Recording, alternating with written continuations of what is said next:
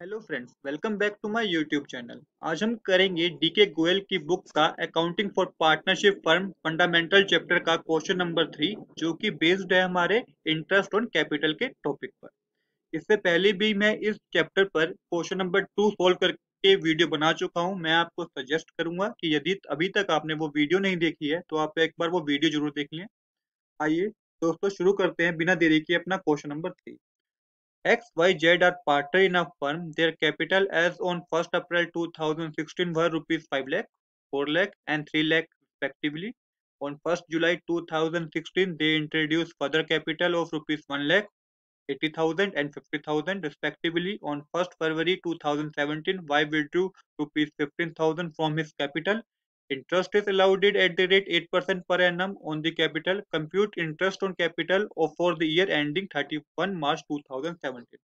Question हमें कह रहा है कि तीन बिजनेसमैन है एक्स वाई जेड, तीन पार्टनर हैं एक्स वाई जेड, जिन्होंने अपने बिजनेस में कैपिटल लगाई है। एक्स ने लगाई है 5 लाख, वाई ने लगाई है 4 लाख, जेड ने लगाई है 3 लाख। इन्होंने क्या किया, ये कैपिटल इन्होंने लगाई 1 अप्रैल 2016 को। उसके बाद इन्होंने क्या किया, ये 1 जुलाई 2016 को इन्होंने अपनी कैपिटल में फर्दर इंट्रोड्यूस की कैपिटल कितनी, एक्स ने की 1 लाख, वाई ने की 80,000 एंड जेड ने की 50,000।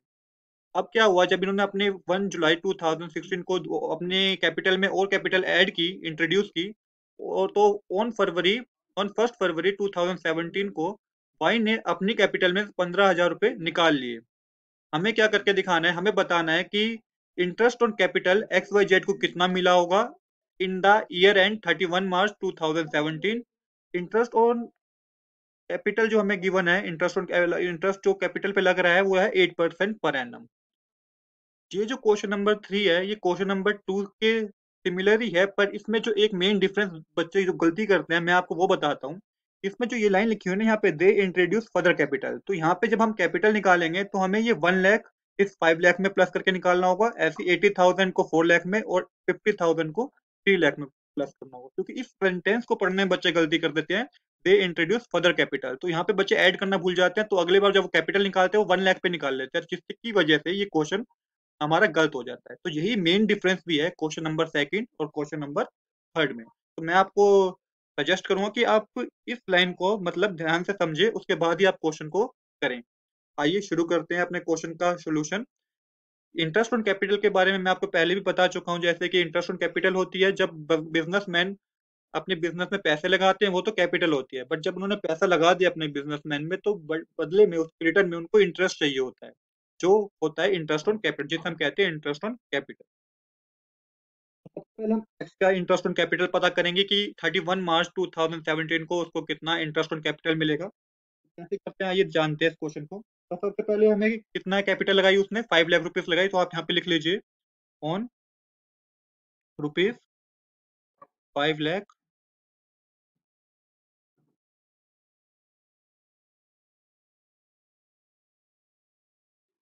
5 लाख पे हमें निकालना है कितने महीने के लिए, क्योंकि देखिए अप्रैल को लगाई थी एक्स ने 5 लाख रुपीज, उसके बाद अगली जो कैपिटल फर्दर कैपिटल ऐड किया उसको 1 जुलाई को किया।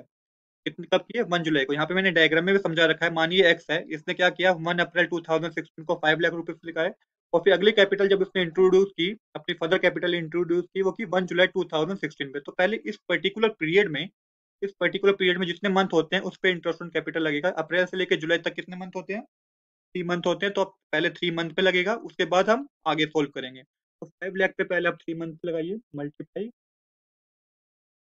8% लग रहा है क्योंकि हमें क्वेश्चन में गिवन है 8%, तो 8/100 मल्टीप्लाई 3 मंथ पे लग रहा है, तो 3/12 इज इक्वल टू, तो ये हमारे पास निकल गया, कितना निकला इंटरेस्ट ऑन कैपिटल इस पर्टिकुलर 1 अप्रैल से 1 जुलाई तक जो निकला वो निकला 10,000 रुपीज।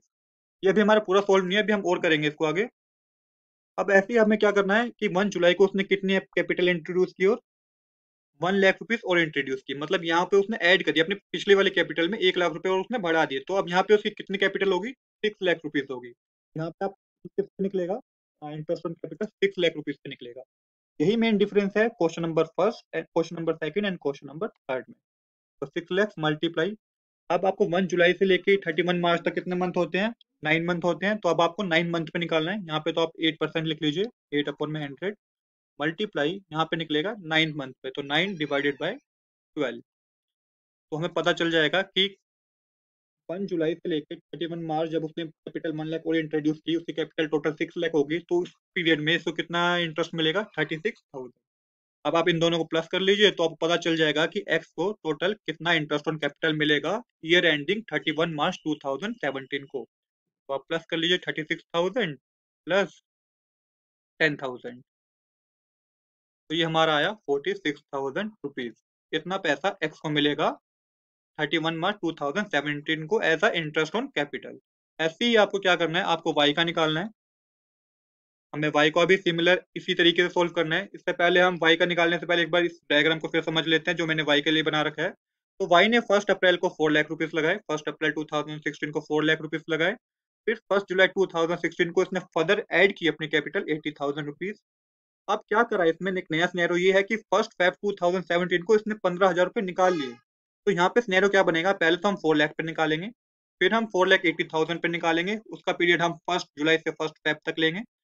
अब जब उसने 1 फेब को निकाले 15,000 रुपीज और यहाँ पे इसके 4,80,000 रुपीज हो गए थे, तो 15,000 रुपीज हम माइनस करेंगे क्योंकि उसने विड्रॉ करा है, अपने बिजनेस में से पैसे निकाले हैं। उसके बाद जो 1 फेब में 31 मार्च में 2 मंथ का गैप होता है, तो 2 मंथ के हिसाब से हम इंटरेस्ट कैपिटल कैलकुलेट करेंगे।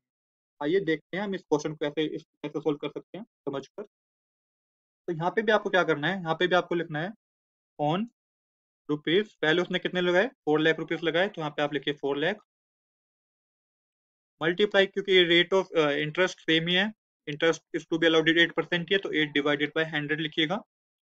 फिर मल्टीप्लाई, ये 1 अप्रैल से 1 जुलाई तक यहाँ पे भी 3 मंथ ही होते हैं, तो यहाँ पे 3 अपॉन डिवाइडेड बाय 12 कीजिएगा। यहाँ हमें पता चलेगा कि इसको इस पीरियड में 8,000 रुपीज मिलेंगे। इसके बाद आपको निकालना है 80,000 इसने ऐड किए 1 जुलाई 2016 को, तो यहाँ पे आप लिखिए on rupees 4,80,000 multiply 8 divided by 100 multiply.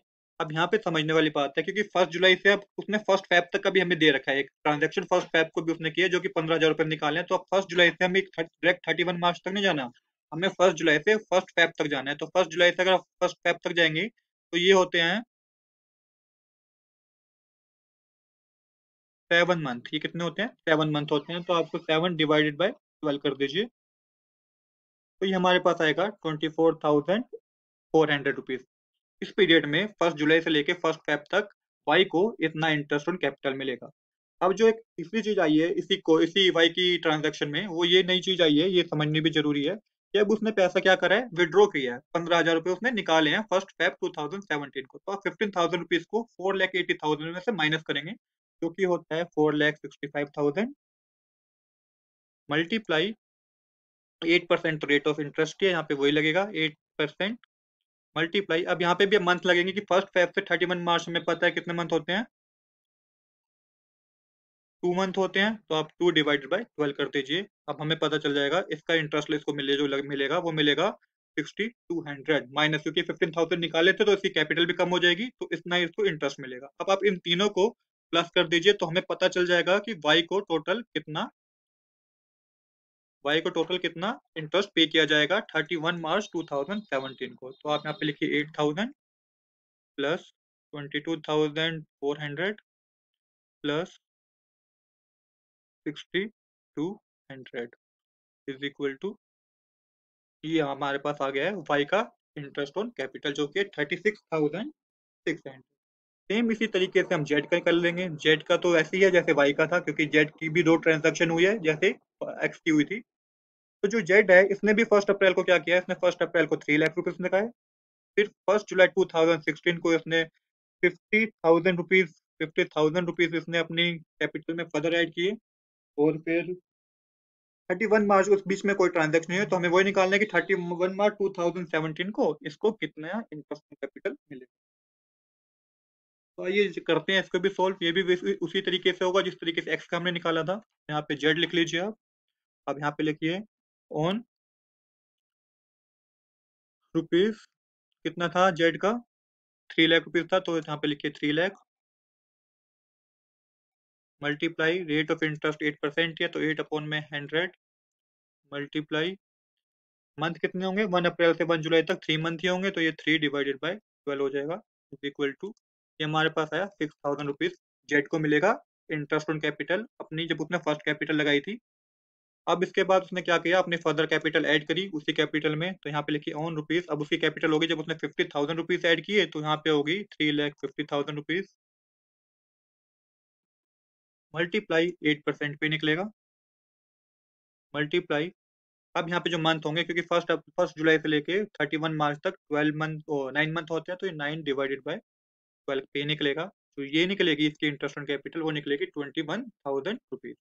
तो जेड को जो 31 मार्च को इंटरेस्ट ऑन कैपिटल मिलेगी, वो मिलेगी 6,000, प्लस कर दीजिए 21,000, तो इज इक्वल टू में आएगा 27,000 रुपीज। तो इस तरीके से हमने तीनों की इंटरेस्ट ऑन कैपिटल निकाल लिया, जो कि एक्स का निकला है 46,000, वाई का निकला है 36,600 और जेड का निकला है 27,000 रुपीज। ये बिल्कुल हमने उसी तरीके से किया था जिस तरीके से क्वेश्चन नंबर 2 किया था। मेन डिफरेंस आपको क्या याद रखना है कि यहाँ पे जो ये लाइन लिखी हुई है, दे इंट्रोड्यूस फर्दर कैपिटल, इस अमाउंट का मतलब, इस लाइन का मतलब है कि जो उन्होंने फर्दर कैपिटल और अपनी ऐड की है इस पिछली वाली कैपिटल में, आपको प्लस करके कीजिएगा, प्लस करके अगला इनके अमाउंट को कैलकुलेट करके निकालिएगा इंटरेस्ट ऑन कैपिटल। अदरवाइज आपका गलत हो जाएगा, अगर आपने 1 लाख पे निकाल दिया इसका इंटरेस्ट ऑन कैपिटल, तो वो आपका गलत हो जाएगा क्वेश्चन, क्योंकि क्वेश्चन में ये लाइन ही क्वेश्चन में इंपॉर्टेंट है, they introduce further capital. I hope दोस्तों you like this video. If you like this video, please like and subscribe this channel. Thanks for watching.